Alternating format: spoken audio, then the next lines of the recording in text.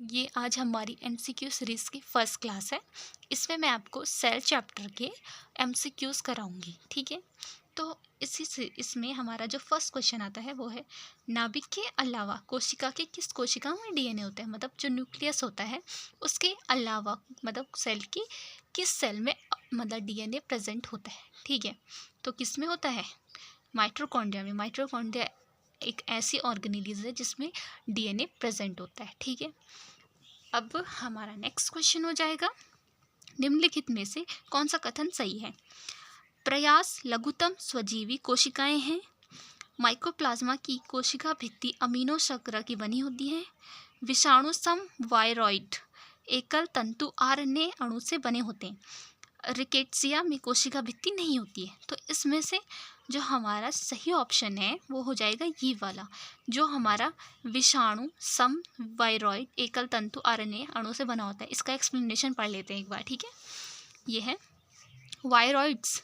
ये क्या है? एक ओब्लिगेट पैरासाइट होते हैं जो सिर्फ होस्ट कोशिकाओं के अंदर ही वृद्धि मतलब डेवलपमेंट और प्रजनन मतलब रिप्रोडक्शन करते हैं। एकल तंतु का मतलब होता है सिंगल स्ट्रैंडेड आरएनए अणु के बने होते हैं। मतलब जो ये हैं हमारे वीरोइड्स वो किससे बने हैं? सिंगल स्ट्रैंडेड आरएनए, ठीक है। इनमें न्यूक्लिक एसिड प्रोटीन आवरण द्वारा नहीं घिरा होता है। जो इनका न्यूक्लिक एसिड होता है वो किसी भी प्रोटीन के कोट से नहीं घिरा होता है, ठीक है। अब हमारा तीसरा क्वेश्चन आता है।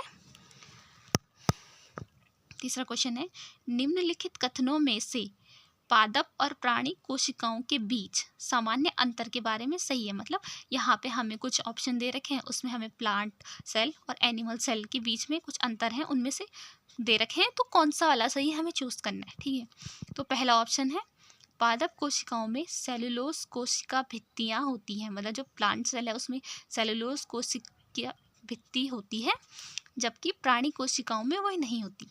दूसरा ऑप्शन है, पादप कोशिकाओं में प्लाज्मा झिल्ली नहीं होती, जबकि इसके विपरीत प्राणी कोशिकाओं में होती है, ठीक है। तीसरा है, परिपक्व पादप कोशिका में एक वृहद रसधानी होती है, जबकि प्राणी कोशिकाओं में अनेक छोटी रसधानी होती है। तो इसके ऑप्शन ये दे रखे हैं, इसको हम बाद में पढ़ेंगे, पहले मैं आपको यहीं पे समझा दूँ, ठीक है। तो इसमें से सही कौन सा है? पहले तो ये फर्स्ट वाला सही है। बोलो क्यों? क्योंकि जो प्लांट सेल होती है उसमें सेलुलोज की बनी सेल वॉल प्रेजेंट होती है, और जो एनिमल सेल होती है उसमें सेल वॉल प्रेजेंट नहीं होती, ठीक है। तो ये वाला हमारा सही हो गया। अब ये दूसरा बोल रहा है कि पादप कोशिकाओं में प्लाज्मा झिल्ली नहीं होती। क्यों नहीं होती? प्लाज्मा झिल्ली को क्या बोलते हैं? Plasma membrane. तो प्लाज्मा मेम्ब्रेन दोनों में प्रेजेंट होती है, ठीक है। तो इसलिए ये हमारा गलत हो जाएगा। अब जो तीसरा ऑप्शन है, परिपक्व पादप कोशिकाओं में मतलब एक मैच्योर प्लांट सेल में वृहद रसधानी होती है, हाँ होती है, जबकि प्राणी कोशिकाओं में छोटी छोटी होती है। तो इसलिए तीसरा सही हो गया। तो हमारे कौन कौन से क्वेश्चन मतलब आंसर सही हो गए? ऑप्शन फर्स्ट और थर्ड। तो देखो ये है हमारा सी वाला ऑप्शन सही हो गया, फर्स्ट और थर्ड सही है, ठीक है। इसका एक्सप्लेनेशन है, आप पढ़ सकते हो। हमारा चौथा क्वेश्चन है, पादप कोशिका जंतु कोशिका से किस प्रकार भिन्न है। मतलब जो पादप कोशिका है वो एक प्लांट सेल से कैसे डिफरेंट है? कैसे डिफरेंट है? माइटोकॉन्ड्रिया, कोशिका भित्ति, जीव द्रव्य की उपस्थिति, कोशिका केंद्रक। तो इनमें से क्या सही हो जाएगा? Cell wall.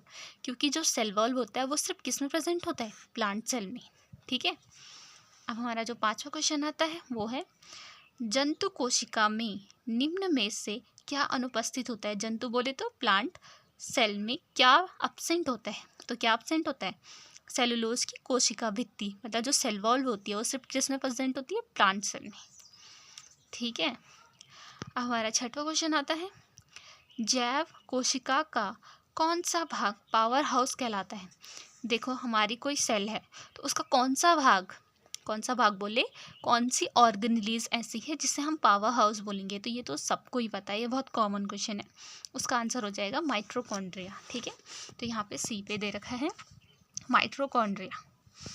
अब देखो हमारा सातवां क्वेश्चन आता है, ये निम्न में से किस कोशिकांग को कोशिका का पावर हाउस कहते हैं? ये भी सेम क्वेश्चन है, तो इसका आंसर भी क्या हो जाएगा? माइटोकॉन्ड्रिया, ठीक है।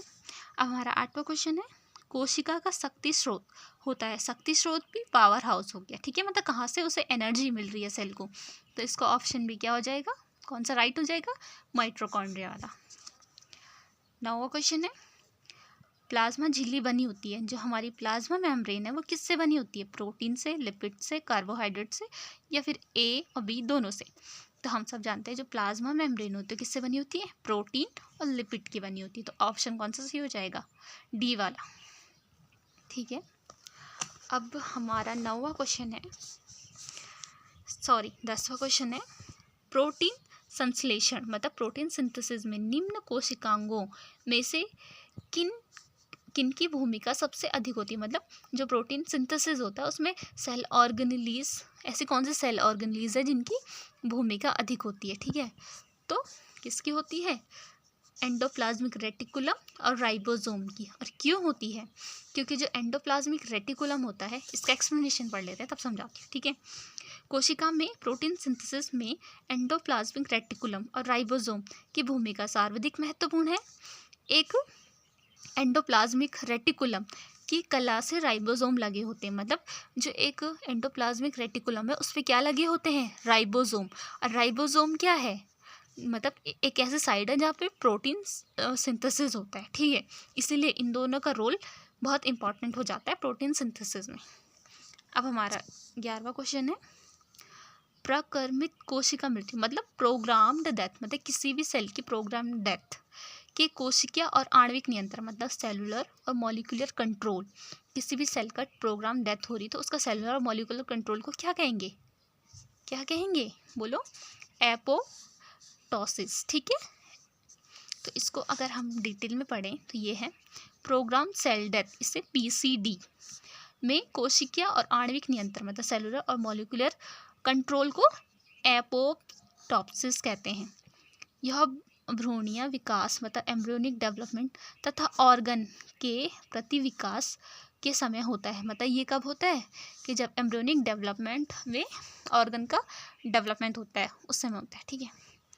तो 12वां क्वेश्चन है, हमारे तंत्र में अधिकतम एटीपी अणुओं को उत्पन्न करने वाला पद है, मतलब ऐसा कौन सा प्रोसेस है जिसमें सबसे ज़्यादा एटीपी बनती है। तो ऑप्शन है ग्लूकोज का अपघटन, क्रेब्स साइकिल, अंतिम श्वसन श्रृंखला, जल अपघटन। तो कौन सा है, क्रेब्स साइकिल में सबसे ज़्यादा एटीपी बनते हैं, ठीक है। तो इससे आगे हम नेक्स्ट डे कंटिन्यू करेंगे। Thank you.